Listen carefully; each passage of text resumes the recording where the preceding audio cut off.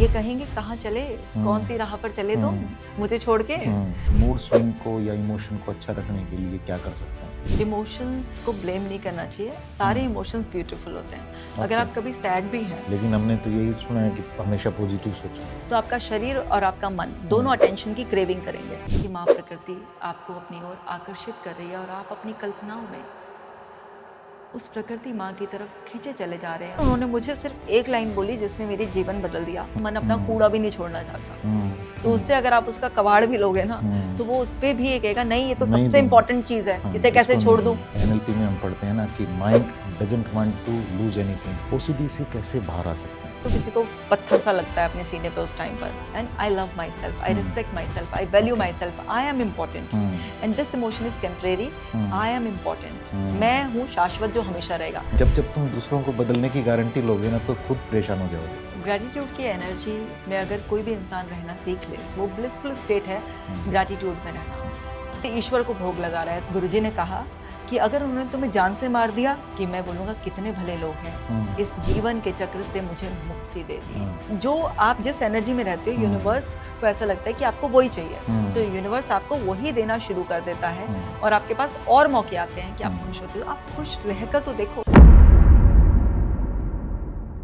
नमस्कार दोस्तों, अपनी खूबसूरत मुस्कान के साथ आपको हेलो माय डियर वंस बोल के बहुत ही गूढ़ रहस्य जो हैं सबकॉन्शियस माइंड के, वो बहुत ही आसानी के साथ समझा देने वाले एक ऐसे सेलिब्रिटी डॉक्टर मेरे साथ हैं, साइकोलॉजिस्ट हैं, जो सेलिब्रिटी को भी कोच करते हैं। और आज हम उनसे जानेंगे बहुत सारे रहस्य जो हमारे सबकॉन्शियस माइंड में छुपे होते हैं। मैं दिल से स्वागत करता हूं डॉक्टर कशिका जैन का। मैम, आपका बहुत बहुत स्वागत है मेरे चैनल पे। Thank you so much sir, thank you. आपकी बहुत सारे पॉडकास्ट मैंने देखे हैं मैम, बहुत सारी वीडियो आपकी मैंने देखी हैं और बहुत ही सिंपल तरीके से आप जो चीज़ें एक्सप्लेन करते हो, जो मतलब हर इंसान को समझ आती है, मुझे वो बहुत अच्छा लगा। और आज मैं इस पॉडकास्ट में चाह रहा हूँ कि आप मेरे जो दर्शक हैं और जो भी यूट्यूब के ऊपर इस पॉडकास्ट को देखेंगे तो उनकी लाइफ में इससे फ़ायदे जुड़ें। और कहीं ना कहीं मैडम, मैंने एक दो बार आपकी कुछ एक ऐसी स्टोरी देखी है, पर्सनल स्टोरी, जिसमें आपने बताया है कि ये मैं सिर्फ इसलिए जानना चाहता हूँ क्योंकि एक आम इंसान या जो लेमैन है उसके पास बहुत सारी चीज़ें पड़ी होती हैं, ख़राब बिलीफ पड़े हैं, नेगेटिव इमोशन पड़े हैं, तो उसको ये लगता है कि इन्होंने तो कर लिया, शायद मैं नहीं कर पाऊँगा। तो मैं थोड़ा सा इसके लिए ये जानना चाहता हूँ कि आप थोड़ा सा अपनी पर्सनल स्टोरी पहले बताएं कि आपने किस तरह से ओवरकम किया कई सारी चीज़ों से और किस तरह से फिर आज आप सेलिब्रिटी जो हैं इंडिया के हमारे, उनको भी ट्रेनिंग दे रहे हैं एक तरह से। जी, देखिए, मेरा बचपन ना एंग्जाइटी में बीता है। और जब मैं छोटी थी उस वक्त एंग्जाइटी नाम नहीं जानते थे लोग, नहीं पता कि ये था। एंग्जाइटी भी हो सकती है। तो एक एंग्जाइटी का कांस्टेंट सिम्टम था मुझे पेट में दर्द। तो उसको ऐसे देखा जाता था कि जैसे पेट में कीड़े हैं या नाप उतर गई है। ये दो चीज़ें मैंने उस पेट दर्द के लिए पूरे बचपन सुनी है। जिसको हम वो कहते हैं कि नाभि खिसक गई है। हाँ, नाप इसकी उतर गई है, ऐसे ये एग्जैक्ट वर्ड्स ही मैं सुनती थी कि इसकी नाप उतर गई है या फिर इसके पेट में कीड़े हैं। जी मैम। और हफ्ते में 2 बार मैं डॉक्टर के पास जाती थी, मेरे फादर ले जाते थे क्योंकि मैं बहुत रोती थी, मुझे बहुत तेज पेट में दर्द होता था। अब उस वक्त कोई नहीं समझ पाया कि इस पेट के दर्द का लगातार, या मैं इतना ज़्यादा रोती हूँ, मुझे नींद नहीं आती है, मेरा पढ़ाई में मन नहीं लग रहा है, इस सब के पीछे का ये कारण है कि बच्चे मुझे चिढ़ाते हैं कि ये बहुत ज़्यादा पतली है। क्योंकि मैं जब छोटी थी तो मैं बहुत ज़्यादा पतली थी, बिल्कुल स्किनी, मतलब इसको कह सकते हैं कि कोई हड्डियों का ढांचा लग रहा है, इतना ज़्यादा पतली थी। तो बच्चे चिढ़ाते थे रंग रूप को लेकर और इस तरह से कि ये तो बहुत पतली है। और फिर जब आप ना उन चीज़ों से परेशान होते हो तो आपका ना पढ़ाई से भी दिल नहीं लगता है, किसी से बात करने का मन नहीं करता है, तो आप अपनी स्टडीज़ में भी पिछड़ जाते हो। तो फिर ये भी लोगों ने कहना शुरू कर दिया कि ये ज़िंदगी में कुछ नहीं कर पाएगी, इसका कुछ नहीं हो सकता। क्योंकि अगर आप स्कूल में फेल होने शुरू हो गए हो तो आपके खुद के रिलेटिव्स भी जो जान जाते हैं कि आप फेल हो रहे हो, या आपके साथी भी आपको बिल्कुल अलग तरीके से ट्रीट करना स्टार्ट कर देते हैं। तो फिर मेरे कानों में ये पड़ने लगा कि लड़की अपनी ज़िंदगी में कुछ नहीं कर सकती है, इसका कुछ नहीं हो सकता। एक बच्चा लगातार अगर ये बात सुन रहा है कि वो देखने में भी अच्छा नहीं है, उसका ज़िंदगी में कुछ नहीं हो पाएगा, वो कुछ नहीं कर सकता, तो वो अंदर अंदर मेरे सबकॉन्शियस माइंड में वो बातें बैठती गई। और वो कब डर, इनसिक्योरिटी, अपने लुक्स को लेकर, या मेरा लाइफ में कुछ भी नहीं हो सकता, मैं किसी भी काबिल नहीं हूँ, तो मेरा कॉन्फिडेंस ऑलमोस्ट 0 हो गया था। तो मुझे बहुत ज़्यादा ऐसा डर लगता था अंदर अंदर, जिसे मैं कह नहीं पाती थी, ना मैं अपने पेरेंट्स को बता पाती थी कि मेरे साथ क्या हो रहा है, और ना ही मैं खुद समझ पाने की स्टेट में थी। और मैं इतना ज़्यादा परेशान हो गई थी सब बातों से कि मुझे ऐसा लगता था कि बेकार हूँ मैं, मेरा कुछ नहीं हो सकता। और 12-13 साल की उम्र तक मुझे ये भी नहीं पता था कि हम खुद भी अपने बारे में कुछ अच्छा सोच सकते हैं। तब तक ये था कि बस जो लोगों ने बता दिया, जो हमारे दिमाग में अपने आप आ रहा है, बस वही हम हैं। ये लाइन जो आपने अभी बोली ना कि हमें ये नहीं पता होता कि हम अपने बारे में अच्छा सोच सकते हैं, ये बिल्कुल मैं इसके साथ रिलेट कर पा रहा हूँ, क्योंकि बहुत सारी नेगेटिव चीज़ें मैंने भी सुनी हैं, तो हमें उस टाइम पे पता ही नहीं होता कि हम इसको कैसे ठीक कर सकते हैं। एग्जैक्टली हमें पता ही नहीं होता कि जो दूसरे लोग हमें बोल रहे हैं वो उनका ओपिनियन है, वो हमारी रियलिटी नहीं है। सही बात है। और हमें उस वक्त ये लगता है कि ये जो हमारे बारे में बोल रहे हैं, ये अगर हमारे रिलेशन में कोई, सपोज कीजिए आपके चाचा लगते हैं, बुआ लगते हैं, मौसी लगते हैं, कोई भी लगते हैं, वो अगर बोल रहे हैं तो ये हमसे बड़े हैं और ये सही बोल रहे होंगे, ऐसा लगता है। इनको तो बहुत सारी नॉलेज है ना, बहुत सारे, ये तो हमसे बड़े हैं, इन्होंने दुनिया देखी है, ये बोल रहे हैं तो हमारे बारे में सही होगा। और अगर कोई भी चीज़ बार बार बोली जाती है ना, तो वो माइंड कंट्रोल होती है, और वो हमारे सबकॉन्शियस माइंड में इतने स्ट्रॉन्ग पैटर्न बना देती है कि हमें वो अपनी रियलिटी लगने लगती है। तो मेरे साथ भी कुछ ऐसा ही हुआ। और तकरीबन जब मैं 12 साल की थी तो एक ऐसी रात आई कि हमारे घर में उस टाइम पर एक ऊना नाम की दवाई आती थी, जू मारने की। तो उसको जब बच्चों के जू हो जाती थी तो उसको लगा देते थे, तो वो जुएं निकल जाती थी। अब बच्चा दिमाग क्या ही सोच सकता है। तो जब मुझे ऐसा लगा कि मैं तो बिल्कुल ही बेकार हूँ, तो ये मुझे लगा कि जुओं को मार सकती है तो मुझे भी मार सकती है। तो मैं अपनी किचन में गई, मेरी हाइट छोटी थी, तो मैंने भगोना उल्टा किया और उस पर चढ़ के, वो मम्मी ऊपर रखती थी बच्चों की रेंज से दूर, तो मैं उसको जो है ना चढ़कर उसे उतार रही थी, तो वो भगोना फिसला और मैं गिरी और आवाज़ हुई तो मम्मी उठ कर आ गई। और मदर्स को समझते हुए देर नहीं लगती, वो उन्होंने एकदम मुझे गले लगाया कि ये आधी रात में ऊपर चढ़कर क्या उतार रही थी। तो फिर उन्होंने जितना भी वो मेरी मदद कर सकती थी, उन्होंने मेरी मदद करने की कोशिश की, लेकिन मेरी मदर कोई थेरेपिस्ट तो थी नहीं, ना उनको भी समझ थी कि ये कोई साइकोलॉजिकल इश्यूज़ हैं, ऐसा कुछ है। तो वो जितना लाड प्यार दे सकती थी उन्होंने संभालने की कोशिश की, पर मेरे इश्यूज़ रिजॉल्व नहीं हो रहे थे। मेरे को लगातार एक अजीब सी बेचैनी, घबराहट, दूसरों से बात करने में बड़ी हेजिटेशन, अपना कॉन्फिडेंस 0, बिल्कुल ऐसा लगता था। तो फिर मेरी एक टीचर थी, तो वो टीचर ना बुद्ध की फॉलोअर थी। तो उन्होंने ना ये देखा कि ये लड़की चुपचाप रहती है, जरा सी भी कोई बात हो जाए तो इतना सेंसिटिव है, रो देती है, और अगर इस पे थोड़ी बहुत मेहनत करी जाए तो ऐसा नहीं है कि ये ऐसा पिछड़ी हुई है कि ये फेल हो रही है। बिल्कुल। उनके 2 बेटे थे, उनको ना बेटी की, जी बिल्कुल, उनके 2 बेटे थे, उनको ना बेटी की बड़ी चाहत थी हमेशा से।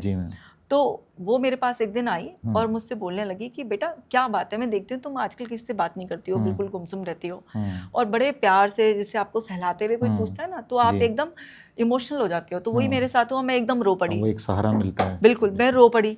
तो उनका घर हमारे स्कूल के पास में था, वो मुझे अपने साथ ले गई और वहाँ बैठकर उन्होंने मुझसे पूछा, तो फिर मैंने उन्हें अपने दिल की बातें बता दी।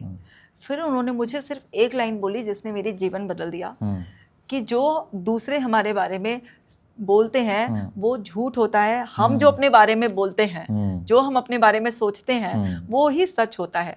मुझे उस दिन पहली बार पता चला कि हम अपने बारे में कुछ बोल सकते हैं, हम अपने बारे में कुछ सोच सकते हैं।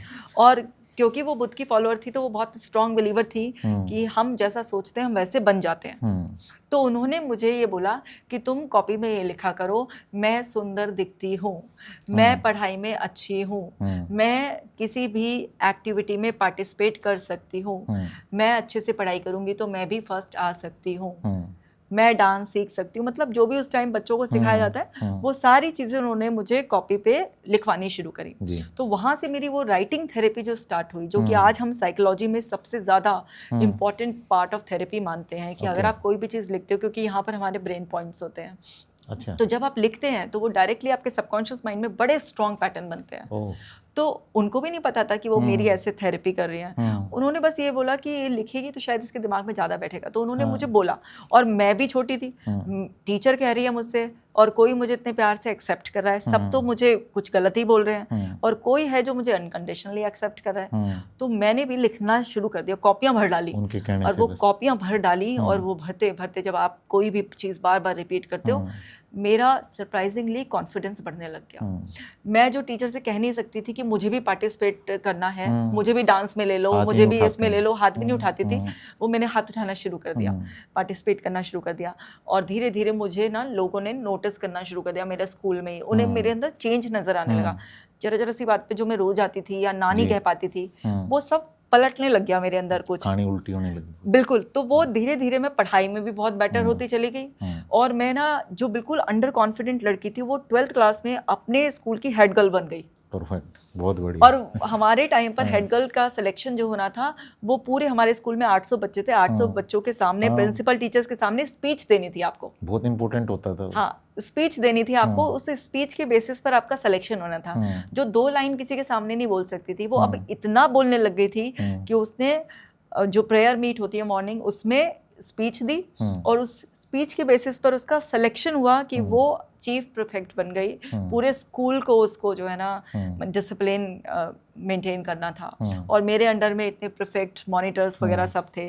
तो ट्रांसफॉर्म कर दिया उन्होंने मुझे ना, सिर्फ लिखने से। और मुझे जब ये पता चला कि जो हम सोचते हैं वो धीरे धीरे हम बन जाते हैं, और वही हमारी रियलिटी होती है, तो उस दिन के बाद कोई भी मुझे नेगेटिव बोलता था तो मेरे अंदर से एक आवाज़ आती थी, ये झूठ बोल रहा है, ये झूठ बोल रहा है, इसकी बात सही नहीं है, इसकी बात पे मुझे ध्यान नहीं देना है, जो मैं अपने आप को मानती हूँ वही सही है। इस तरह से मैं ट्रांसफॉर्म हो गई।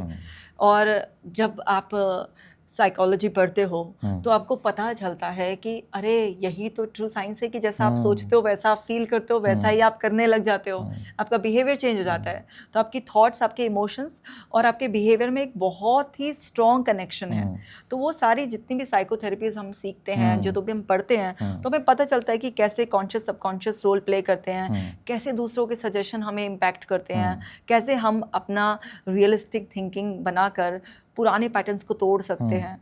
वो सब मतलब बाद में तो कहते हैं ना, पूरा खजाना ही मेरे सामने खुल गया। तो ये कहीं ना कहीं जो जिसको हम कहते हैं एनएलपी में भी कि नए न्यूरल पाथवे बनना, और न्यूरोप्लास्टिसिटी है, ये कहीं ना कहीं सारा मेडिटेशन जब हम करते हैं, तो मेडिटेशन में भी ऐसा ही होता है जब रिपीटेड मोड पे मेडिटेशन करते हैं। जी बिल्कुल। मेडिटेशन का मतलब होता है ध्यान जी। तो एक तो होता है ध्यान में रहना, और एक होता है ध्यान करना। ध्यान करने की चीज़ नहीं है, अगर हम करने बैठते हैं तो हमारा, थोड़ा सा एक्सप्लेन करेंगे मैम, ध्यान में रहना और ध्यान करना। जी बिल्कुल। मेडिटेशन को एक क्लेंसिंग प्रोसेस की तरह आजकल लोग देखते हैं, और बड़ा रिकमेंड किया जाता है कि आप मेडिटेशन कीजिए, 10 मिनट 15 मिनट जितना भी देर आप बैठ सकते हैं मेडिटेशन कीजिए। तो मेडिटेशन एक ध्यान की अवस्था है, और ध्यान ना जब आप करने बैठोगे तो कभी नहीं होगा, ये सहज घटने वाली घटना होती है, और ध्यान में हमें रहना होता है। जो लोग ध्यान में नहीं रहते उन्हें ध्यान करने की ज़्यादा ज़रूरत होती है। जैसे ध्यान में रहना कैसे, अगर आप खाना खा रहे हैं तो आप सिर्फ खाना ही खा रहे हैं, लेकिन आज आप सिर्फ खाना नहीं खाते, आप डाइनिंग टेबल पे भी लोगों से बातें करते हैं, या अपने टीवी देखते हैं, या मोबाइल में बिजी रहते हैं। तो आप खाना नहीं खा रहे, खाने के साथ आप बहुत कुछ कर रहे हैं, तो आप ध्यान में नहीं है, और इसलिए आप माइंडलेस ईटिंग करते हैं, और बहुत सारे नेगेटिव इमोशंस आपके अंदर जा रहे होते हैं, क्योंकि आप जो कंटेंट देख रहे हैं, या जो आपका डिस्कशन हो रहा है, आप किसी की बुराई कर रहे हैं, या कोई प्रॉब्लम डिस्कस कर रहे हैं, उस सब के जो इमोशंस आपके अंदर ट्रिगर हो रहे हैं, वो फूड में मिक्स होकर आपके अंदर जा रहे हैं, और आपके अंदर के पैरामीटर्स बिगड़ रहे हैं। तो अगर कोई इंसान सिर्फ खाना खा रहा है, उसे खाने की हर बाइट में स्वाद महसूस हो रहा है, वो माइंडफुल है, अच्छे से चबा के जैसे ईश्वर को भोग लगा रहा है, ऐसे खा रहा है, तो वो उस वक्त ध्यान कर रहा है।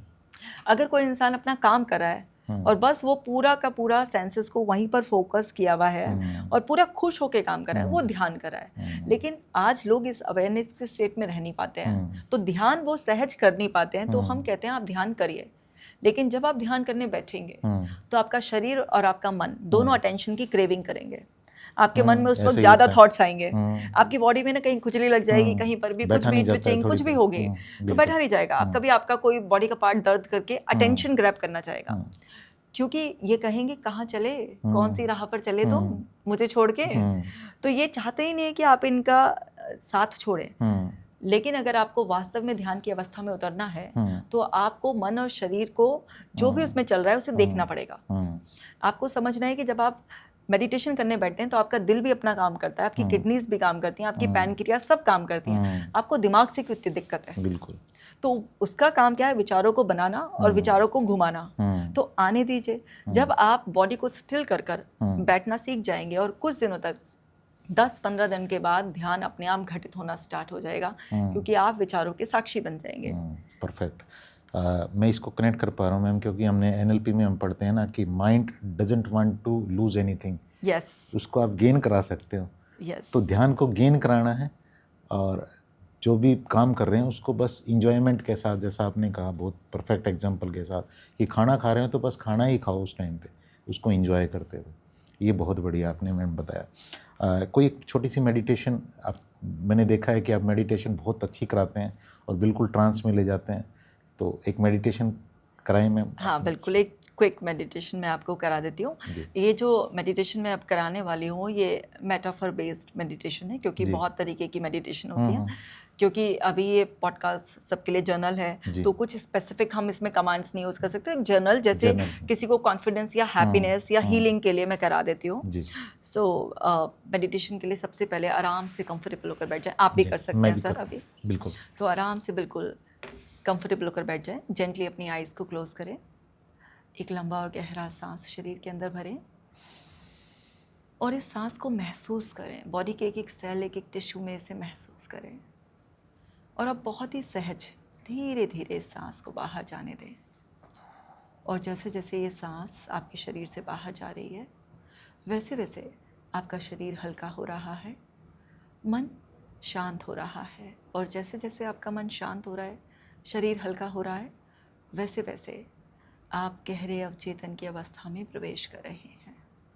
अलाउ करें अपनी बॉडी एंड माइंड को इस रिलैक्सेशन की स्टेट में एंटर करने दें। Relax, relax, relax. और अब ऐसी कल्पना करें कि आज माँ प्रकृति आपको अपनी गोद में लेना चाह रही है, आपको दुलारना चाह रही है। आपके अंदर के जितने भी डर, चिंता, परेशानियाँ हैं सब वो आपसे लेना चाह रही है और आपको बदले में खुशियाँ देना चाहती है, आपको दुलारना चाहती है। और ऐसी कल्पना करें कि माँ प्रकृति आपको अपनी ओर आकर्षित कर रही है और आप अपनी कल्पनाओं में उस प्रकृति माँ की तरफ खींचे चले जा रहे हैं और आप खींचते खींचते एक ब्यूटीफुल गार्डन में पहुँच गए हैं, जहाँ पर आपके पैरों के नीचे हरी हरी घास महसूस कर रहे हैं। ठंडी ठंडी हवा आपके बदन को छू रही है। पक्षियों की आवाज़ आपके कानों में मधुरता घोल रही है। पेड़ों की पत्तियां झूम झूम कर आपका स्वागत कर रही हैं। बहते हुए पानी की आवाज़ आपके मन को शांत कर रही है। और वहीं पर माँ प्रकृति एक गोल्डन ट्री के रूप में आपको दिखाई दे रही हैं। वो गोल्डन ट्री एक हीलिंग ट्री है जो माँ प्रकृति का रूप है। वो आपको इनवाइट कर रहा है अपनी तरफ और आप खींचे चले जा रहे हैं। जाइए और उस ट्री को हग करिए और अपने अंदर के सारे दबे हुए नकारात्मक भावों को वहाँ रिलीज़ कर दें। अगर सहज ही आंसू आए तो आने दें। कुछ कहना है, जैसे एक बच्चा अपनी माँ से सब बात कह डालता है, मन ही मन कुछ कहना है तो कह दें। कहते कहते ही आपका मन शांत हो जाएगा। आपके शरीर में एक सहजता महसूस होगी और महसूस करें जैसे जैसे आप कहते जा रहे हैं वैसे वैसे आप खाली होते जा रहे हैं, हल्के होते जा रहे हैं। और माँ अब आपको अपना आशीर्वाद दे रही है और आपके top of the head crown chakra के पास, जहाँ बालों में भंवरे बढ़ते हैं, वहाँ से माँ अपनी शक्ति आपको दे रही है। वो गोल्डन हीलिंग लाइट रेडिएट हो रही है आपके क्राउन चक्रा पर और आप उसकी वार्मथ को, उसकी टेम्परेचर को, उसकी सेंसेशन को फील करते हुए महसूस करें कि वो गोल्डन लाइट आपकी पूरी बॉडी में एंटर कर रही है। आपकी बॉडी एनर्जेटिक हो रही है, आपका माइंड काम हो रहा है, आपके अंदर सारी रिपेयरिंग हो रही है, वो सारे पुराने नेगेटिव पैटर्न्स डिस्ट्रॉय हो रहे हैं। जहाँ जहाँ उन्होंने बॉडी में डैमेज किया है वो सब रिपेयर हो रही है, और आप तरोताज़ा, आत्मविश्वास से भरपूर, एकदम शांत शांत महसूस कर रहे हैं। आप एकदम नए हो गए हैं। ये माँ का दुलार आपको नई ऊर्जा से भर रहा है। आत्मविश्वास, सकारात्मकता, इस पॉजिटिविटी, इस कॉन्फिडेंस के साथ आप अब होपफुल हैं। आपके अंदर वो स्ट्रेंथ है कि अब अपनी लाइफ के चैलेंजेस को आप इजीली हैंडल कर लेंगे। महसूस करें अपने बॉडी के एक एक सेल, एक एक टिश्यू, एक एक नर्व में इस कॉन्फिडेंस को। महसूस करें वो प्यार, वो दुलार। और अब आप तैयार हो गए हैं अपने जीवन को एक नए नज़रिए से जीने के लिए। और आप वहीं पर उस पेड़ के नीचे बैठ जाएं। आप माँ की छत्र छाया में हैं। आपका पूरा शरीर नया हो चुका है। आपका मन एकदम साफ हो चुका है। सारी डर चिंताओं से मुक्त होकर आत्मविश्वास से भर चुके हैं। और अब वहीं पर अपनी कल्पनाओं में देखें अपने आप को बिल्कुल नए रूप में, जैसे आईने में आप अपनी छवि देख रहे हैं। और अपनी उस छवि को देखते हुए अपने आप से कहें, मैं शक्तिशाली हूँ, मैं आत्मविश्वास से भरपूर हूँ, मेरा जीवन खुशियों से भरा हुआ है। हर मुश्किल परिस्थिति से लड़ने की, उसका सामना करने की असीम शक्ति मेरे भीतर है। माँ प्रकृति का, ईश्वर का आशीर्वाद मेरे साथ है। मैं धन्यवाद के भाव से भरी हुई एक शक्तिशाली ऊर्जा हूँ। मैं एक ऐसी संतोषी आत्मा हूँ जो इस जीवन यात्रा को बहुत ही सुखद तरीके से जीने के लिए तैयार है। जो भी मेरे नियंत्रण से बाहर है उसे छोड़कर जो मेरे कर्म क्षेत्र में है मैं वो करने के लिए तैयार हूँ। मैं जीवन को पूर्णतया स्वीकारता हूँ। मैं जीवन के बहाव में हूँ। मैं शक्तिशाली आत्मा हूँ। और अब महसूस करें कि आपका ये नया रूप और आप एक हो रहे हैं। आपका अवचेतन मन अब इन सारे अनुभवों से भर चुका है और आप अपनी ज़िंदगी में खुशहाली से जीने के लिए तैयार हैं। उठे, झुककर प्रकृति माँ को प्रणाम करें। उनसे आशीर्वाद ग्रहण करके वापस अपनी कल्पनाओं में, अपने कर्म क्षेत्र में वापस लौटें, क्योंकि माँ ने आपको आपके जीवन को आनंद से जीने के लिए भेजा है। तो इस जीवन यात्रा को फिर से सुखद तरीके से जीने के लिए वापस अपने आप को इस शरीर और इस मन में महसूस करें और धीरे धीरे अपने शरीर के प्रति सजग हों। अपने शरीर के प्रति सजग होते हुए अपने शांत मन के साथ वापस चेतना में लौटेंगे। अपने दोनों हाथों को मिलाएं, इन्हें आपस में रगड़ें और इस ऊर्जा को अपने चेहरे पर महसूस करते हुए बड़ी सी मुस्कुराहट के साथ अपनी आंखें खोलें। वाह, इतनी रिलैक्सेशन। जब आप ये मेडिटेशन करा रहे थे ना मैम, तो आपने जैसा बोला कि जब नेगेटिव इमोशन में हम होते हैं तो उसका असर हमारे गट के ऊपर आता है कहीं ना कहीं, लेकिन जब ये पॉजिटिव कमांड आप दे रहे थे अभी जो मैं ले रहा था, तो वो जो इमोशन है कुछ यहाँ फील हो रहा था गट के आसपास। तो क्या ये माना जाए कि जब हम कोई सजेशन ले रहे हैं और गट के ऊपर अगर फीलिंग हमें महसूस हो रही है तो इसका मतलब हम उस काम को परफेक्टली कर पाए हैं? बिल्कुल। देखिए, हमारे जो मेजर सारे हार्मोन्स का फॉर्मेशन है वो हमारे गट में होता है। बिल्कुल। तो एब्डोमिनल एरिया जो हमारा गट एरिया हम जिसे कहते हैं, वहीं पर हमारा सैक्रल चक्र भी है, जो हमारा प्लेजर सेंटर है, हमारे इमोशंस का सेंटर है। जी मैम। तो सारे इमोशंस मेनली आपको उसी एरिया में फील होंगे।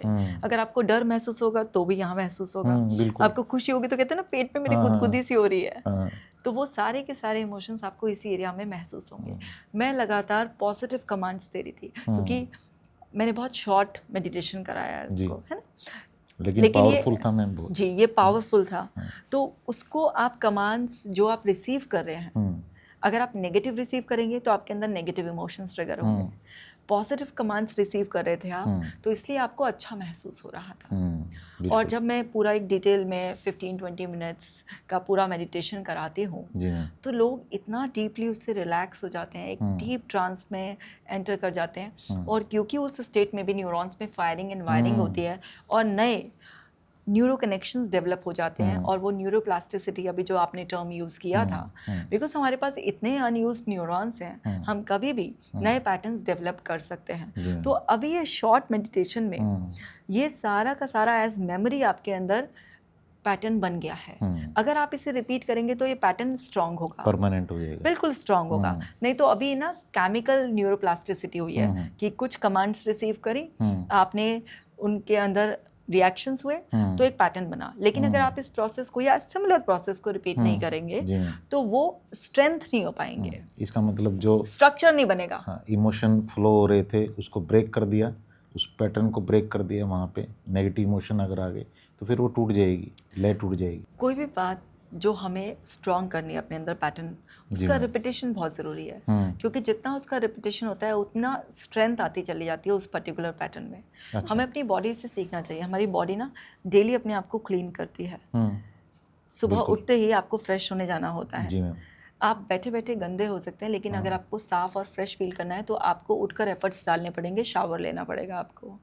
तो हर अच्छी चीज़ जो आपको अच्छा एहसास देती है उसके लिए एफर्ट्स लगते हैं। जैसे ज़मीन के खाली टुकड़े पर भी झाड़ जंगल तो अपने आप उगाएंगे, लेकिन अगर आपको अपनी मनपसंद फूल फल उगाने हैं तो आपको बीज डालना पड़ेगा, उसकी मेंटेनेंस करनी पड़ेगी, तब जाकर आपको मिलेगा। तो प्रकृति ने पूरा बताया है कि खुश रहने के लिए आपको लगातार कंसिस्टेंसी से वो एफर्ट्स डालने पड़ेंगे जो आपके अंदर उस हैप्पीनेस को लगातार जनरेट करते रहेंगे।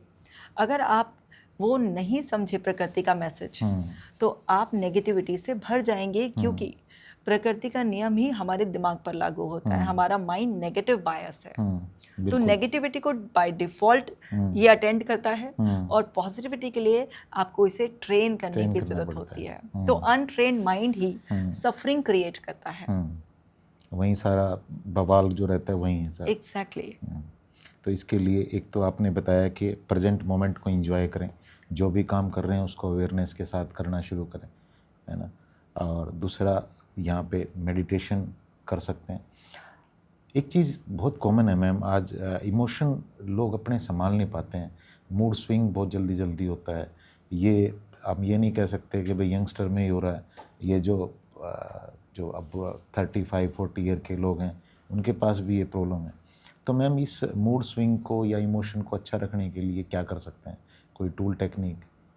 पहली बात तो हमें ना इमोशंस को ब्लेम नहीं करना चाहिए, सारे इमोशंस ब्यूटीफुल होते हैं। अगर आप कभी सैड भी हैं, लेकिन हमने तो यही सुना है कि हमेशा पॉजिटिव सोचो। हाँ, ये सुना है कि पॉजिटिव सोचो, पर आप जब बहुत गुस्से में हैं या आप बहुत फ्रस्ट्रेटेड हैं, आप उस वक्त पॉजिटिव नहीं सोच सकते, क्योंकि इमोशंस जब हावी होते हैं तो वो जो पॉजिटिव सोचने वाला ब्रेन है वो बैक सीट ले लेता है, क्योंकि इमोशंस में इतनी पावर होती है। तो आप इमोशंस को जब भी बहुत हाई इंटेंसिटी के साथ फील करेंगे या हैबिचुअली उस इमोशन को फील करना शुरू कर देंगे, आदी हो जाएंगे मतलब, तो आप ना उस टाइम पर रैशनल थिंकिंग, जो कि कहते हैं ना पॉजिटिव सोचो, इस सिचुएशन का रियलिस्टिक मीनिंग निकालो, आप नहीं निकाल पाएंगे, नहीं होता। तो आपको सबसे पहले तो सारे इमोशंस को एक्सेप्ट करना है। अभी मैं जैसे एक ग्रेटिट्यूड अलार्म यूज़ करता हूँ अपने फ़ोन पे, वो हर घंटे के बाद बजता है, लेकिन कल मैं ट्रैवलिंग में था, मैं आ रहा था तो वो अलार्म इधर से बज रहा है और पीछे से कोई हॉर्न मारे जा रहा है, तो मेरा ध्यान उसके ऊपर नहीं है, मेरा गुस्सा उसके ऊपर आ रहा है कि क्यों अननेसेसरी। आपने बिल्कुल ये सही कहा कि उस टाइम पे नहीं कर पाते हैं। तो आपको ना सारे इमोशंस को एक्सेप्ट करना है कि हाँ, मैं कभी दुखी भी हो सकता हूँ, मैं कभी इरिटेट भी हो सकता हूँ, मेरे को कभी फ्रस्ट्रेशन भी हो सकती है। अच्छा, पहले इमोशन से स्वीकार करना है कि हो सकती हैं चीजें। यस, क्योंकि ऐसा नहीं हो सकता कि आप हमेशा खुश रहोगे, हमेशा पॉजिटिव स्टेट में रहोगे, क्योंकि आप जिस दुनिया में रहते हो वहाँ पर अलग अलग लोगों के साथ रहते हो, आपके मन मुताबिक हर चीज़ होती नहीं है, ना लोग चलते हैं, ना परिस्थितियाँ, ना घटनाएं होती हैं। तो बहुत कुछ ऐसा होगा जो अनएक्सपेक्टेड होगा, अनवांटेड होगा। तो अब वहाँ पर हम सिखाते हैं एक रेडिकल एक्सेप्टेंस। रेडिकल एक्सेप्टेंस का मतलब होता है पूर्णतया स्वीकार करना, जो है जैसा है वैसा, उसमें जबरदस्ती के फिल्टर मत लगाओ। अगर अनएक्सपेक्टेड कुछ हुआ, जैसे फॉर एग्जांपल कोई जॉब के लिए अप्लाई किया, अब उसकी एक्सपेक्टेशंस क्या थी कि जॉब मुझे मिल जाए। अब उसकी कुछ अजम्पशन भी होंगी कि मैं डिजर्विंग हूँ, मैं बढ़िया करके आऊँगा। अब हुआ उल्टा, उसको जॉब नहीं मिली, तो अब ये तो उसके लिए अनप्लेजेंट भी हो गया, अनएक्सपेक्टेड भी हो गया, क्योंकि उसने कुछ और एक्सपेक्ट किया था। अब अगर वो यहाँ पर ये सोचेगा अरे यार आजकल सब सिफारिश से मिलती हैं ना, बहुत गलत किया इन्होंने, ऐसा कैसे कर सकते हैं, मैं ही सबसे बढ़िया था वहाँ पर, मेरे को नहीं रखा इन्होंने, बहुत अनफेयर है। ये टिपिकल थिंकिंग ना आपको और फ्रस्ट्रेट करेगी। लेकिन अगर इसकी बजाय एक healthier way of thinking, radical acceptance क्या है, healthier practical way of thinking. अगर आप सोचें कि यार इट्स फ्रस्ट्रेटिंग, ये फ्रस्ट्रेशन हो रही है मेरे को कि जॉब नहीं मिली, क्योंकि मैंने अच्छा किया, लेकिन शायद आजकल आपकी क्वालिटीज़ या स्किल्स से ज़्यादा थोड़ा सोर्स भी चलती है, लेकिन कोई बात नहीं, सब अब ये तो चीज़ मेरे कंट्रोल से बाहर थी, अब मैंने अपना बेस्ट दिया, ये नहीं मिली तो कोई और मिलेगी। अब आप क्या कर रहे हैं, आप बहुत रियलिस्टिक एक प्रैक्टिकल थिंकिंग जोन में, तो आप ये भी कह रहे हैं कि मैं फ्रस्ट्रेटेड हूँ, आप लेकिन ये कह रहे हैं लेकिन अब मैं मूव करने के लिए तैयार हूँ। तो अब इमोशन आपको तंग नहीं करेगा, क्योंकि आपने उसे नेम दे दिया, फ्रस्ट्रेशन, आपने उसे एक्नॉलेज कर दिया। जब इमोशन को आप एक्नॉलेज नहीं करते हो, तब वो कहता है मुझे क्यों झुठला रहे हो, मैं तो तुम्हारे अंदर हूँ इस वक्त। क्योंकि हमारे अंदर इमोशंस जो हैं केमिकल रिएक्शन है, वो कैसे होते हैं, आपकी एक्टिविटीज से, आप क्या देखते सुनते हो, आपके साथ क्या होता है, उस सब से आपके अंदर या तो स्ट्रेस हार्मोन्स रिलीज होंगे, वो रिलीज होंगे तो आप नेगेटिव इमोशंस को एक्सपीरियंस करोगे, या हैप्पी हार्मोन्स रिलीज होंगे, कुछ ना कुछ तो रिलीज होगा, आप हैप्पी फील करोगे। तो आपका जो अस्तित्व का हिस्सा है आप उसे नकार कैसे सकते हो? अगर अंधेरा है तो उजाला भी आप कहो नहीं मैं उजाला हो, देखो अंधेरे को मैं नकार दूं, आप गलती कर रहे हो। हर चीज का विपरीत उसमें मौजूद है। अगर आपके अंदर आत्मविश्वास है तो कमजोरी भी है, आप आधे हिस्से को नकार नहीं सकते हैं। तो नेगेटिव इमोशंस को नकारना नहीं चाहिए, उन्हें स्वीकारना चाहिए। स्वीकारो, फील करो, रिलीज करो, और जब आप उनको एक्सेप्ट कर लेते हो, रिलीज कर देते हो, कैथारसिस प्रोसेस में चले जाओ। कैथारसिस एक ऐसा प्रोसेस होता है जिसमें कि आप इमोशंस को वेंट आउट करते हो। रोना आ रहा है रो लो, थोड़ा सा स्क्रीम करने का मन कर रहा है कर लो, जिस भी तरीके से थोड़ा सा बॉडी को ऐसे करना है कैसे भी करो, लेकिन उसे सोमैटिक यानी कि बॉडी के लेवल पर भी रिलीज करो और वर्बलाइज करके भी रिलीज करो। तो आपने ये रिलीज कर दिया, अब कोई इमोशन आप पर हावी नहीं हो सकता। और अब आप धीरे धीरे अपने आप को ट्रेन करो कि भाई जिंदगी में बहुत कुछ ऐसा होगा जो मेरे मन मुताबिक नहीं होगा। 3 जोन है हमारी लाइफ के, एक जोन है हमारा कंट्रोल, एक है हमारा इन्फ्लुएंस, और एक है सरेंडर जोन। कंट्रोल सिर्फ मेरा मुझ पर है कि अगर मेरी जिंदगी में जो कुछ भी हुआ मैं कैसा रिस्पॉन्स दूं सिचुएशन को। मैं उसे, किसी ने मुझे बुरा कहा, मैं उसे पर्सनली लूं या फिर मैं उसका ओपिनियन मानकर उसे वहीं थॉरोली रिजेक्ट कर दूं और मैं खुश रहूं, ये मेरी चॉइस है, ये मेरे कंट्रोल में है। एक है इन्फ्लुएंस, जिसमें मेरे स्पाउस आ गया, मेरे बच्चे आ गए, मेरे भाई बहन माँ बाप, मेरे यार दोस्त आ गए, जिन्हें मैं कुछ सलाह देकर इन्फ्लुएंस कर सकता हूँ उनके आइडिया को, लेकिन मैं उन्हें कंट्रोल नहीं कर सकती, क्योंकि मेरे कितना भी कन्विंस करने के बाद क्या पता हो वो वही करें जो उनको ठीक लगे। अब मैं ये सोचूं मेरा बच्चा मेरे अकॉर्डिंग नहीं चल रहा, मेरा पति मेरे अकॉर्डिंग नहीं चल रहा, मेरे माँ बाप मेरे अकॉर्डिंग नहीं चल रहे, मेरे भाई ने कैसे बात काट दी, ये क्या है? ये उस जोन में एंटर करना है जिसमें सफरिंग ही सफरिंग है, क्योंकि अल्टीमेटली वो वही करेंगे जो उन्हें करना है। वो सुनेंगे, प्रभावित होंगे, कुछ देर के लिए आपकी हाँ में हाँ मिलाएंगे, लेकिन अल्टीमेटली लॉन्ग रन में वो करेंगे जो उनका है। तो मैं अगर सरेंडर कर दूं यहाँ पे कि भाई मेरे हाथ में पार्शियल थोड़ा कंट्रोल है कि मैं उन्हें गाइड कर सकती हूँ, इन्फ्लुएंस कर सकती हूँ, एडवाइस दे सकती हूँ, तो आदमी सुखी है। और एक है बड़ा जोन, सरेंडर जोन, जिसमें सोसाइटी, गवर्नमेंट, अननोन सब लोग आते हैं। तो कुछ भी गवर्नमेंट चेंज कर रही है, एनवायरनमेंट कुछ भी चेंज हो रहा है, कुछ नेचुरल कैलेमिटी कुछ भी आ रही है, मैं सरेंडर कर दूं, जो है फ्लो स्टेट में हूँ, सबके साथ है। तो जब आदमी कंट्रोल करना छोड़ देगा, एक्चुअली आदमी को लगता है control is equal to safety, और वो हर चीज सर्टेन चाहता है, और वो सर्टेनिटी के लिए हाथ पैर मारता है। तो उसमें जब वो होता नहीं है तो वो नेगेटिव इमोशंस यानी कि स्ट्रेस वाले जोन में रहता है, फाइट फ्लाइट मोड में रहता है हमेशा। तो अगर आप अपने आप को ऐसा ट्रेन कर लें, सरेंडर करने की आर्ट सीख लें और ब्रेन को ट्रेन कर लें कि जो है उसके लिए धन्यवाद दे भाई, जो नहीं है उसके लिए मत रो। और आप उसको ट्रेनिंग दे कि देख जो अच्छा है उसको देख। ग्रैटिट्यूड प्रोसेस यही है कि जो अच्छा है वो देख। जब अपने माइंड को इस तरह से ट्रेन कर लेंगे एक्सेप्टेंस के लिए, सरेंडर करने के लिए, पॉजिटिविटी को देखने के लिए, तो आपके अंदर नेचुरली स्ट्रेस हार्मोन्स के लेवल बहुत डाउन रहेंगे और आप नेगेटिव इमोशन कम से कम फील करेंगे। पर इसका मतलब ये नहीं कि आप कभी फील नहीं करेंगे, करेंगे कम से कम करेंगे। हाँ, ये आपने जैसे बताया कि कुछ गलत भी हो सकता है, तो उसके लिए अगर इसको स्वीकार भी कर ले थोड़ा सा माइंड में, तो वहाँ से एक रिलैक्सेशन आनी शुरू हो जाती है। जबकि अभी कुछ हुआ नहीं है लेकिन खाली आपने एक कमांड ली है। दूसरा, आपने एक बहुत इंपॉर्टेंट चीज़ ये बताई कि हम दूसरों को कई बार ये चाहते हैं कि ये इंसान इस तरह से बदल जाए, ये ऐसे कर ले, और इसमें बहुत सारे इमोशन को ख़राब कर बैठते हैं। और यहाँ नहीं अटकना है। तो यहाँ एक मेरे मेंटोर ने मुझे बहुत बढ़िया लाइन मुझे उनकी याद आती है कि जब तुम दूसरों को बदलने की गारंटी लोगे ना, तो खुद परेशान हो जाओगे। बिल्कुल। तो दूसरों को बदलने की गारंटी नहीं लेनी है। ये आपने बहुत अच्छा यहाँ पे बताया मैम कि अपने इमोशन को किस तरह से हम संभाल सकते हैं। कोई टूल ऐसा मैम जिसको इंस्टेंटली यूज़ कर सकें इमोशन को संभाल बेहतर करने के लिए? जब मान लो कोई ऐसे इमोशन आ रहे हैं जो लंबे टाइम तक चल रहा है, तो वहाँ से बाहर आने के लिए क्या कर सकते हैं? देखिए, कोई भी इमोशन है उसे हम अपनी बॉडी में फील करते हैं, तो सबसे पहले आइडेंटिफाई करो लोकेशन, आपकी बॉडी में वो कहाँ फील हो रहा है पर्टिकुलर इमोशन। हर इमोशन बॉडी में अलग अलग जगह फील हो सकता है। किसी को अगर चेस्ट एरिया में हैवीनेस फील हो रही है, तो उसकी लोकेशन यानी कि वो एनर्जी वहाँ घूम रही है। और आप उसको ये देखो आपको फील कैसा हो रहा है। किसी को सुइयां से चुभती हैं, तो किसी को पत्थर सा लगता है अपने सीने पे उस टाइम पर। तो आप उसको कोई ना कोई ऐसी इमेज दे दो। अच्छा, तभी लोग कहते हैं कि उसकी बात मेरे दिल पे पत्थर की तरह रखी है। तो आप क्विकली, ये क्विक हैक है। एक तो होती है tapping technique, emotional freedom technique होती है EFT, जिसमें आप टैप करते हैं सर्टेन पॉइंट्स को भी या पर्टिकुलर उस पॉइंट को जिसमें आपका इमोशन जहाँ बॉडी के पार्ट में है, उसे टैप करते हुए आई चूज टू रिलीज, आप ये बोल रहे हैं, and I love my self, I respect my self, I value my self, I am important and this emotion is temporary, I am important, मैं हूँ शाश्वत जो हमेशा रहेगा। एक तो ये भी कर सकते हैं आप।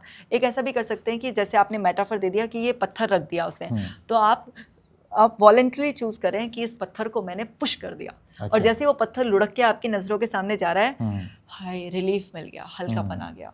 अच्छा। ये सारी इमेजिनेशन टेक्निक है, लेकिन हमारे सबकॉन्शियस माइंड के लिए इमेजिनेशन और रियलिटी एक ही है। बिल्कुल। अगर आपने इमेजिनेशन में वो पत्थर यहाँ देख लिया और आपने उसे पुश कर लिया, कोई पत्थर था नहीं और आपने कुछ पुश नहीं किया, लेकिन सबकॉन्शियस माइंड के लिए रियल है। उसने एक इमेज बनाई पत्थर की, और फिर इमेज क्या हुई, पत्थर के पुश करके लुढ़क के जाने की। तो उसी ने बनाया कुछ बवाल और उसी ने ही सॉल्व कर लिया। तो ये एक्चुअल में सॉल्व हो जाता है। तभी कहते हैं, तो ये क्विक हैक्स हैं एकदम से रिलीज करने के लिए। बहुत बढ़िया। तो मैम एक आजकल एक और कॉमन प्रॉब्लम चल रही है, बहुत सारे लोगों में देखने को मिलती है, OCD। जी। OCD से कैसे बाहर आ सकते हैं? सबसे पहले तो ना OCD के नेटवर्क को समझना होता है हमें। OCD में क्या होता है OCD है क्या? जी, OCD में क्या होता है, एक साइकिल चलता है। उसमें अनवांटेड, अनप्लेजेंट थॉट्स इमेज के रूप में या वर्ड्स के रूप में बार बार रिपीट होती हैं। वो कोई मेमोरी बेस्ड भी हो सकती हैं या बाहर से किसी ट्रिगर से इन्फ्लुएंस भी हो सकती हैं। वो बहुत ही टॉर्चरिंग, डिस्टर्बिंग इमेज होती है।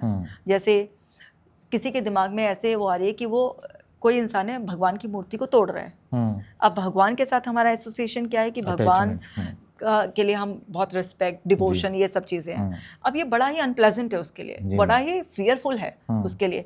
लेकिन ये इमेज है, डिस्टर्बिंग इमेज आ रही है, उसका कंट्रोल नहीं है कि इमेज हट जाए। अब उससे उसे बहुत एंग्जाइटी हो रही है, उसके अंदर डर है कि भगवान के बारे में मैं इतना गलत सोच रहा हूँ। वो उसको एसोसिएशन हो कि जैसे मैंने क्रिएट किया है। और उसे डर लग रहा है कि अब भगवान मुझे सजा देंगे।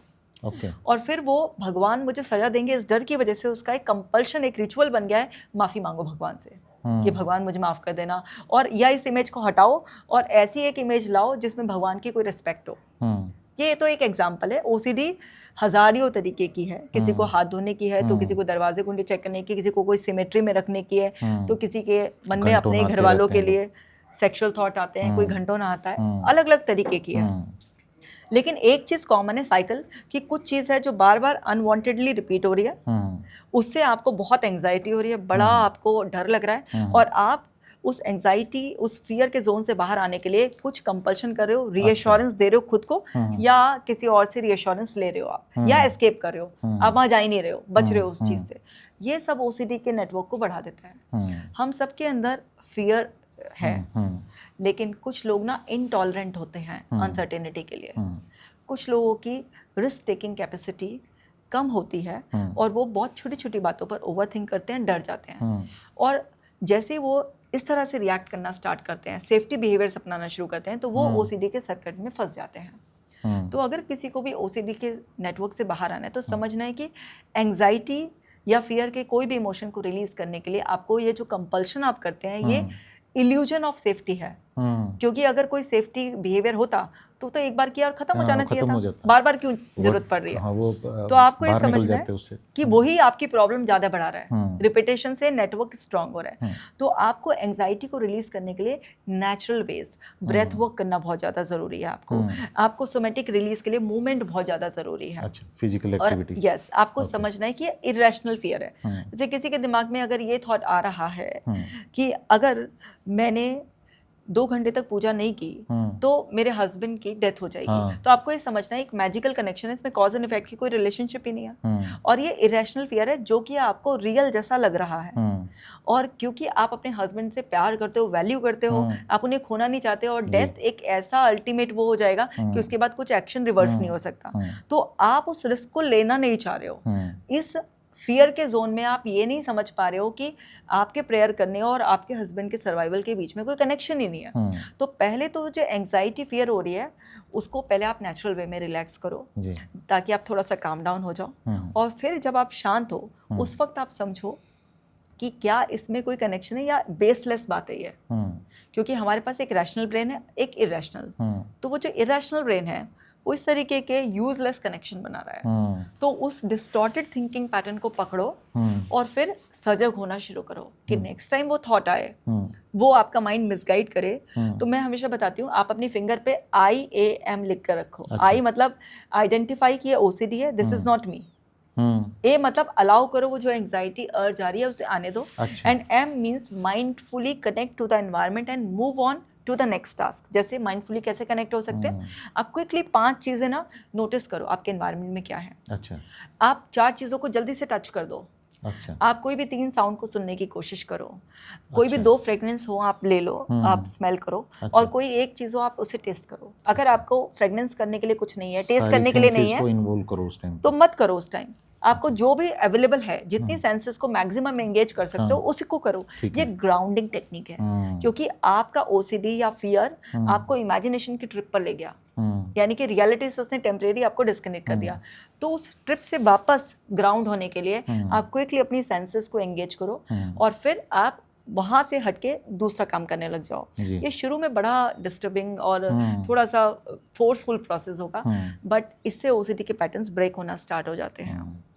स्टार्टिंग में तो एकदम जो वो बहुत पैटर्न गहरे हो रखे हैं वो अपनी तरफ खींचेंगे, लेकिन जब थोड़ा सा इसके ऊपर काम करेंगे तो धीरे धीरे रिपीटेशन से नया पैटर्न बनेगा। देखिए, पुराने पैटर्न को तोड़ने की कोशिश मत करो, आप नए पैटर्न को डेवलप करने में एनर्जी लगाओ, क्योंकि मन ना सबसे बड़ा कबाड़ी है। मन अपना कूड़ा भी नहीं छोड़ना चाहता, तो उससे अगर आप उसका कबाड़ भी लोगे ना तो वो उस पर भी ये कहेगा नहीं ये तो सबसे इंपॉर्टेंट चीज है, इसे कैसे छोड़ दूं। तो जैसे एक छोटा बच्चा होता है ना कि वो खिलौना तब तक नहीं छोड़ता जब तक आप उसे कोई और खिलौना ऑफर ना करो, तो उसे बहलाना पड़ता है। लाइक भाई साहब, पुरानी हैबिट से मत लड़ो, आप उसके सामने नया अब क्या करना है उसको शुरू करो और उसे रिपीट करो। पुरानी कब छूटेगी आपको पता भी नहीं चलेगा। मतलब माइंड रिप्लेस करता है। जैसे कंप्यूटर में क्या होता है, हम कोई फाइल डिलीट करते हैं तो वो ना डिलीट होके रिसाइकल बिन में जाती है, वो डिलीट नहीं होती, वही कहीं उसने पोजीशन चेंज कर ली।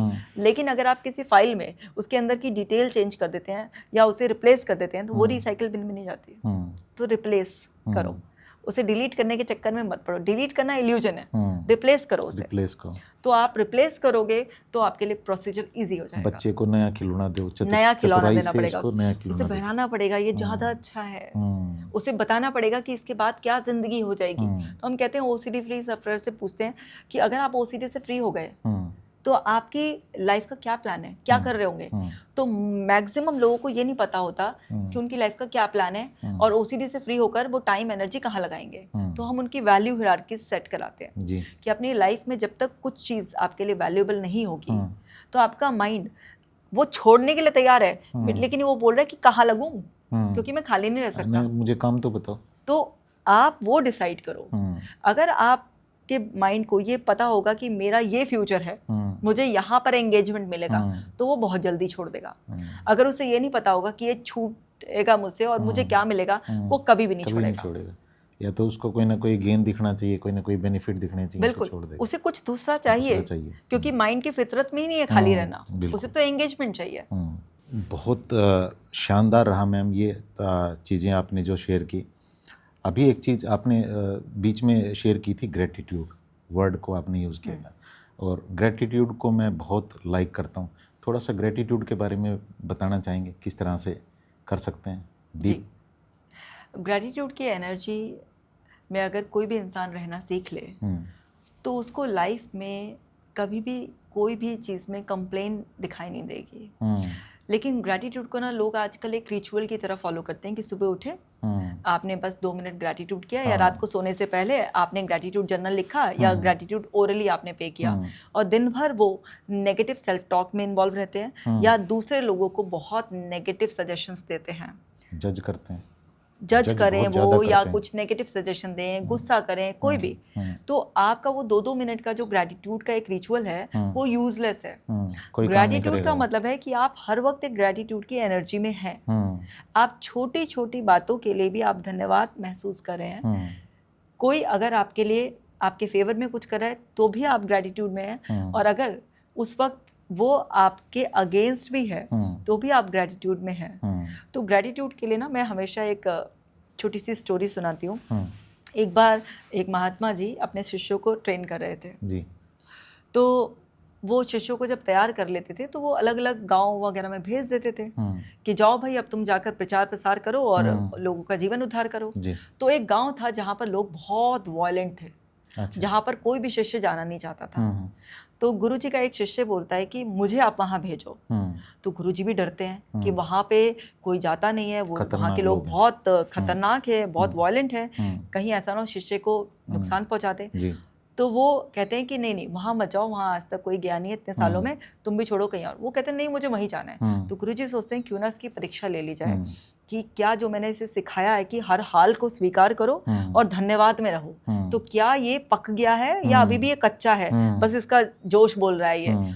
तो वो सवाल पूछते हैं उससे, अच्छा तुम वहाँ गए, अगर उन लोगों ने तुम्हें कुछ भला बुरा कहा तो तुम क्या कहोगे जी? क्या कैसे डील करोगे? वो बोलता है कि जब भी वो मुझे भला बुरा बोलेंगे तो मैं ईश्वर का धन्यवाद दूंगा, कितने भले लोग हैं, मार भी तो सकते थे, केवल भला बुराई तो बोल रहे हैं ऐसे, है ना, कुछ बुराई तो बोल रहे हैं, मार थोड़ा ना रहे हैं। तो गुरुजी ने कहा अगर उन्होंने तुम्हें मारा तो वो शिष्य कहता है कितने भले लोग हैं, सिर्फ मार रहे हैं, जान से भी तो मार सकते थे। गुरुजी ने कहा कि अगर उन्होंने तुम्हें जान से मार दिया फिर क्या कर? तो वो बोलेगा कि मैं बोलूँगा कितने भले लोग हैं, इस जीवन के चक्र से मुझे मुक्ति दे दी। गुरुजी ने कहा तुम बिल्कुल पक्के हो गए हो, तुम वहाँ जाने लायक हो, जाओ मेरा आशीर्वाद तुम्हारे साथ है। मतलब शिकायत ही नहीं है, धन्यवाद का भाव है ऐसे लोगों के लिए भी। तो हम सबके लिए शायद इस लेवल तक पहुँचना आज के दुनिया में इतना आसान ना हो, पर हम इस हद तक अपने आप को ट्रेन जरूर कर सकते हैं कि हम जो आज छोटी छोटी बातों पे कंप्लेंट्स लेकर बैठ जाते हैं ना, वो शिकायतें खत्म कर कर जीवन को नकारने की बजाय जीवन को स्वीकारने की कला सीख जाए, और जो है जितना है उसमें उस ग्रैटिट्यूड की एनर्जी को फील करेंगे तो लाइक अट्रैक्ट्स लाइक, बिल्कुल, और ज़्यादा ब्लेसिंग्स आपके पास आएंगी और ज़्यादा खुशनुमा माहौल आपके पास आएगा और आप बहुत अच्छा महसूस करोगे। यूनिवर्स आपको भरना शुरू कर देता है फिर। यूनिवर्स, जो आप जिस एनर्जी में रहते हो, यूनिवर्स को ऐसा लगता है कि आपको वही चाहिए, तो यूनिवर्स आपको वही देना शुरू कर देता है और आपके पास और मौके आते हैं कि आप खुश होते हो। आप खुश रहकर तो देखो, एक बार इस फ्रीक्वेंसी को एंजॉय कर देखो, बहुत ही ज़्यादा आनंद ही आनंद है, वो ब्लिसफुल स्टेट है ग्रैटिट्यूड में रहना। बहुत बढ़िया लगा मैम आप से बात करके, और बहुत एनर्जी मुझे भी अच्छी फील हुई, बहुत सारी चीज़ें आपसे सीखने को मिली, मेरे व्यूवर्स को भी आपसे बहुत कुछ सीखने को मिला है। और मैम से आप जुड़ना चाहते हैं, किसी बारे में आपको कोई क्वेश्चन है, आपके कोई सर्विसेज जो काउंसलिंग चाहिए मैम की आपको, तो उसके लिए मैं लिंक अपने डिस्क्रिप्शन बॉक्स में डाल दूँगा, आप उनको यूज़ कर सकते हैं। मैम आपका बहुत बहुत धन्यवाद है और बहुत बहुत शुभकामनाएं हैं मेरी तरफ से आपको, आपकी फैमिली को, कि आपको ईश्वर सारी जो नेक इच्छाएं हैं आपकी वो ज़रूर से पूरा करें। Thank you so much sir, आपके शब्दों को मैंने अपने दिल में रख लिया है। Thank you. Thank you. और आपके परिवार के लिए भी ढेरों शुभकामनाएं। Thank you so much.